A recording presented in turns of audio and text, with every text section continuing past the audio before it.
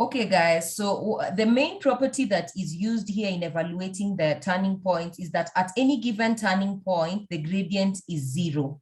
At any given turning point, the gradient is equal to 0, i.e. dy dx, if our equation is y is equal to f of x. So if we already know this, we have 3 main turning points. So we have maximum turning points. If let's say we have a curve that makes a turn like this point here is called a maximum turning point. If let's say we have a curve that turns like this point here is called a minimum turning point. And if let's say we have a curve which probably goes and makes some turn like this point right here is called a point of inflection. Now, in order for us to get the turning point, since we already know that the main property is that at any given turning point, the gradient is 0. What we will do is, given a particular curve y is equal to f of x, we will evaluate dy dx and equate it to 0. Then from this, we can be able to solve and get the values for x. After getting the values of x, then we can put them back into this equation and get the values for y. So we will have our x, y, which will basically be the turning points. Now, the next thing is you're told to determine the nature of the turning point. So to determine the nature of the turning point, to get the second derivative, so we will get the 2y dx squared. Now, depending on this value, if the value of the 2y dx squared is 1 positive, then that turning point is a minimum point. If it is negative, then that turning point is a maximum point. And if it is 0, then that's a point of inflection. So that's it, guys. Let's probably do that with an example. So given an example, given a curve,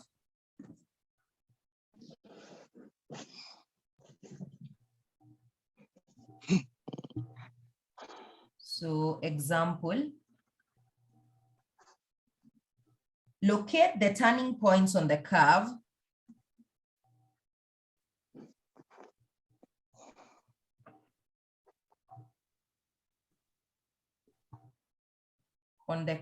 So the curve is y is equal to 3x squared minus 6x, and determine its nature.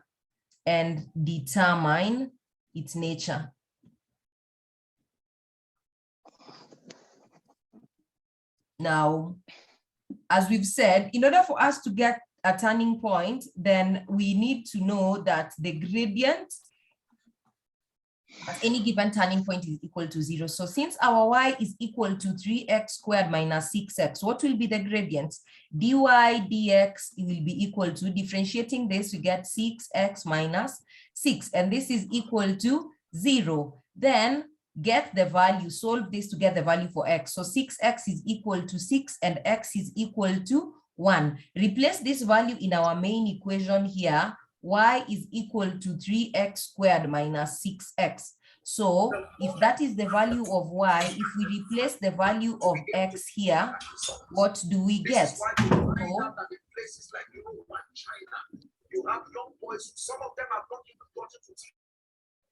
So our y will be equal to 3 minus 6, and that will give us minus 3. So the turning points are 1 minus 3. Those are the values of our turning point. Now, in order for us to determine the nature, we are going to get the second derivative and see whether it's positive, negative, or 0. So to determine the nature, we get the 2y dx squared. Now, if dy dx is 6x minus 6, The 2y dx squared basically entails differentiating that again, and we will get 6. And this value right here is positive. And we said if it is positive, then it is a minimum point. So this particular turning point, 1 minus 3, so 1 minus 3 is a minimum point. Okay, fine. Let's take up another example. Let's say you're given y. So example number 2. Find the maximum and minimum values of the curve.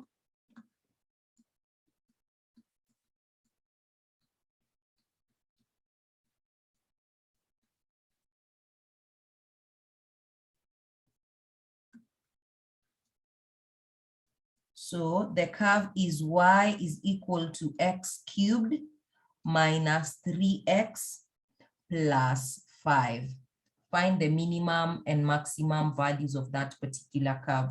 So how do we go about that? So solution, at any given minimum or maximum point, the gradient is 0. So we get dy dx and equates to 0. Our dy dx is 3x squared minus 3. And equate this to 0. So solving this to get the value of x, so we can factor out, so here we can have this as 3x squared is equal to 3. The 3 will cancel on both sides. Then we'll have x squared is equal to 1. So what are the values of x? X is equal to plus minus 1. So what are the values of y in this case? Now y is equal to, replacing with positive 1, we have y cubed minus 3, 1 plus 5. And that will give us the value of y as 1 minus 3 minus 2 plus 5. That will give 3. So the first point, we will have the first point as 1, 3. Then taking x is equal to minus 1, replacing here. So minus 1 cubed minus 3 into minus 1 plus 5. The next value of y will be minus 1 plus 3 plus 5. So this will give 8 minus 1, and this gives 7. So the other turning point is given by minus 1, 7. So the next step is to determine the nature of this turning point. Is it a maximum point? Is it a minimum point? So we will look for the second derivative. So to determine the nature,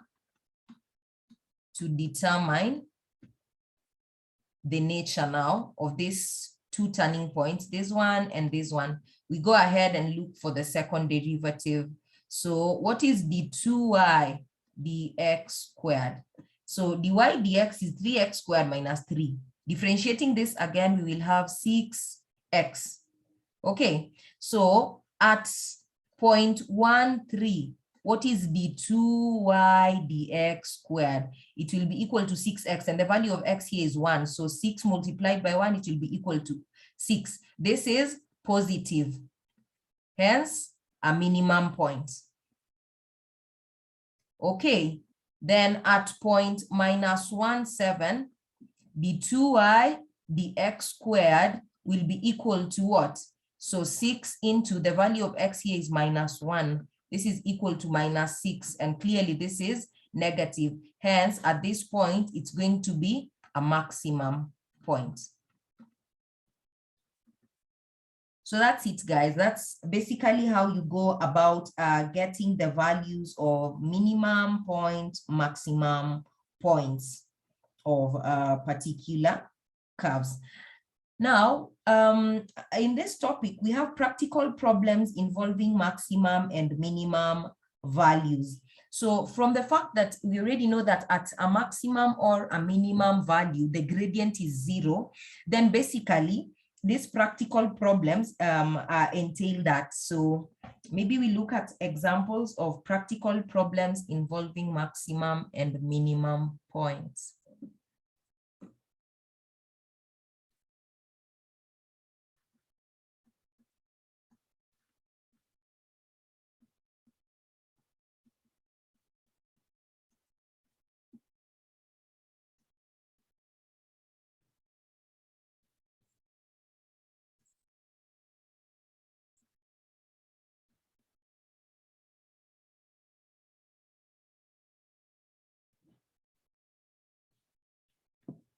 Okay, practical problems involving maximum and minimum points. Okay, so let's take up an example. We're being told a rectangular area is formed. Having a perimeter of 40 centimeter. So example 1.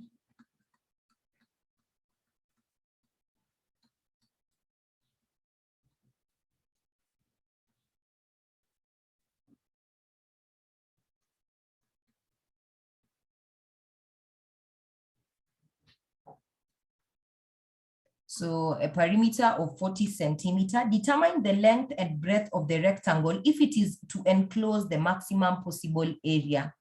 Determine the length and breadth of the area, of the rectangle,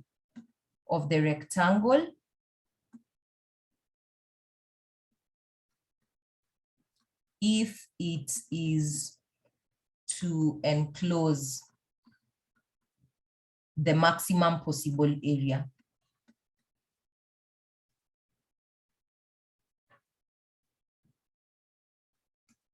Now, guys, in order for it to enclose maximum possible area, at a maximum possible area, then it means dA with respect to whatever variable area has been written to should be equal to 0. At a maximum or minimum point, the gradient or the change is 0. So when we come to solution, first of all, I want us to have a rough sketch of the rectangle. So we have a rectangle given here, and you're being told a rectangle is formed having a perimeter of 40. So let's say this is the length and this is the breadth.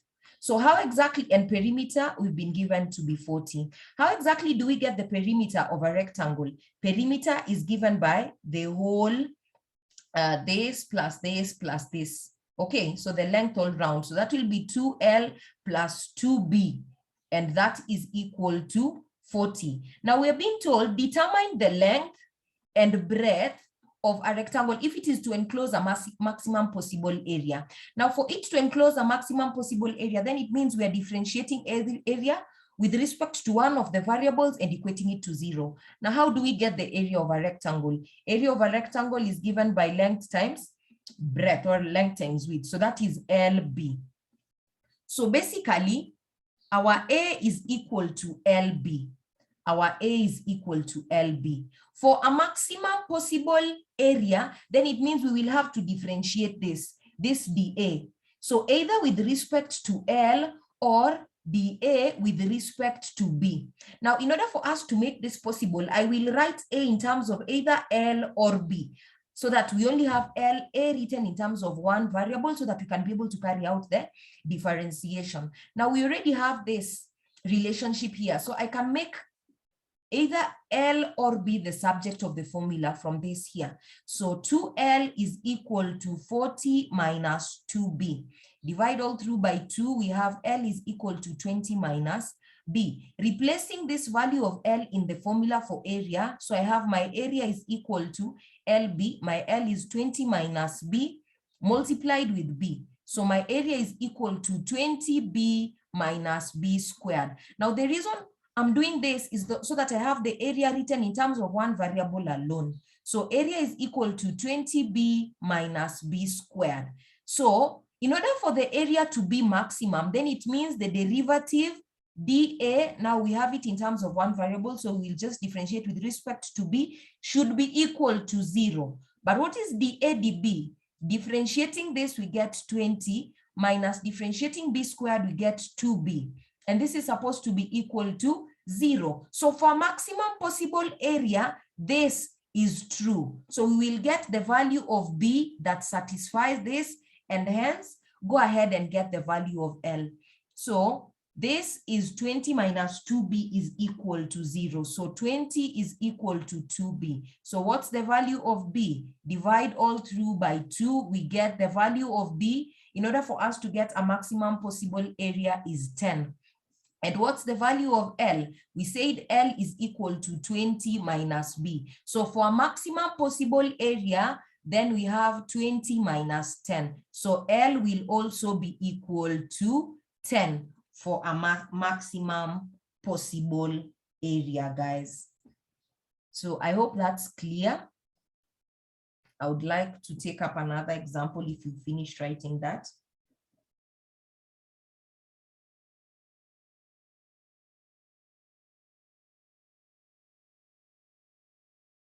Have you guys finished writing that?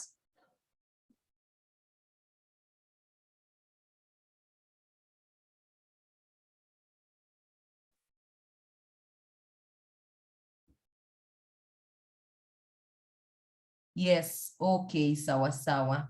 So let's take up another example. Let's take up example 2.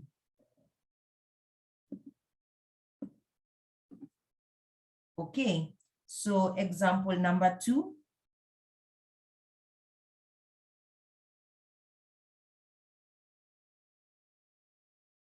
Example number 2.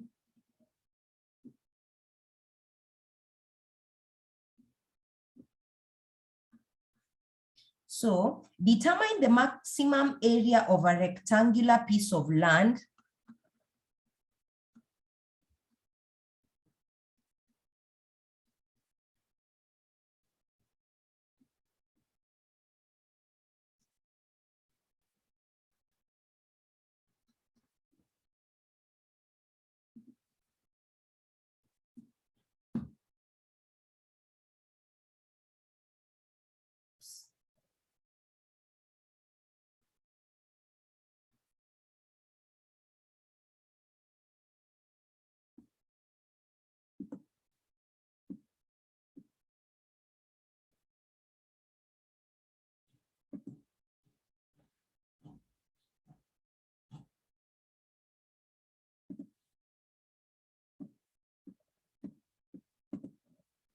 So determine the maximum area of a rectangular piece of land that can be enclosed by 1,200 meters of fencing.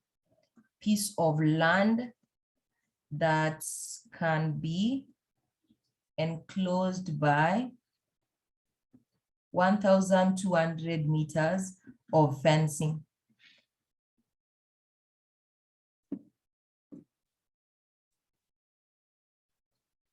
Now, guys, determine the maximum area. What we want is maximum area. So remember, at a maximum point, the gradient is 0. So it's a rectangular piece of land. And that can be enclosed by 1,200 meters of fencing. So if it can be enclosed by 1,200 meters of fencing, it basically means the perimeter is equal to 1,200 meters. So let's have this as our length, width. And how do we get the perimeter? The perimeter is 2L plus 2W, and that is equal to 1,200 meters. But what we want is maximum area. How do we get the area? Area is length times width, which is equal to LW. So we want to get either the A, the W, or the A, the L, and equate to 0 in order for it to be maximum. However, A is written in terms of 2 variables, L and W. So from this formula here, a perimeter, I can be able to make either L or W the subject of the formula and replace in A so that I have A in terms of just 1 variable. Now make 2L the subject of the formula. So we'll have 1,200 minus 2W. So what is L? Delete divide all through by 2. So we'll have 600 minus W. So replace this value of L in A. A is equal to LW. So replace L, we have 600 minus W multiplied with W. So this will be 600 W minus W squared. That's the value of A. Okay, guys. So if we already have our value of A, for a maximum possible area, dA, dW is supposed to be equal to 0. Now let's differentiate. 600W will give us 600. Minus W squared will give us 2W, and this is what we equate to 0. So solving this, we have our 2W is equal to 600, so that our W is equal to 300. So for maximum possible area, the width is supposed to be 300. What of the length? The length is 600 minus W. So our length will be equal to 600 minus our value of W is 300, and that will also be 300. So for a maximum possible area, we'll have this as 300 meters, 300 meters. Okay, guys, I hope that's clear. I want to take up one last example so that we move on to something else. However, yeah, we still have like about 13 minutes. So I hope you guys have already written that. Let's take up one last example on practical problems involving maximum and minimum points. So the third example, a closed cylindrical container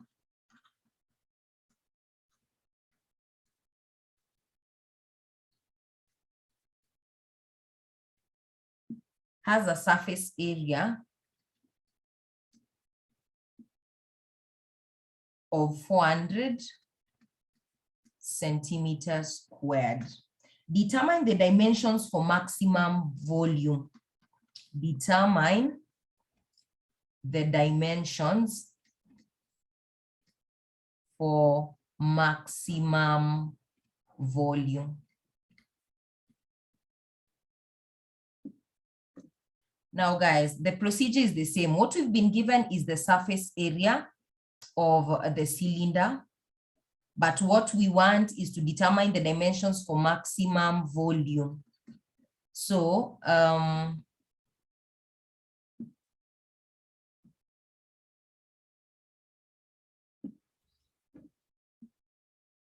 let's have a rough sketch of our cylinder here.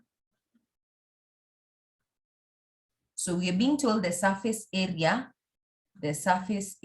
is equal to 400 centimeters squared.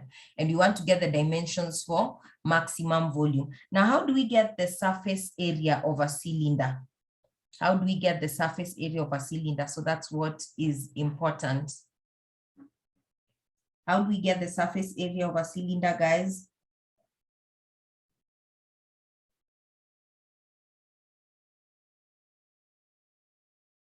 Okay, so the surface area of a cylinder will entail us getting this particular area, then this particular area, and then the area of the curved surface as well. So this will be 2 pi r squared plus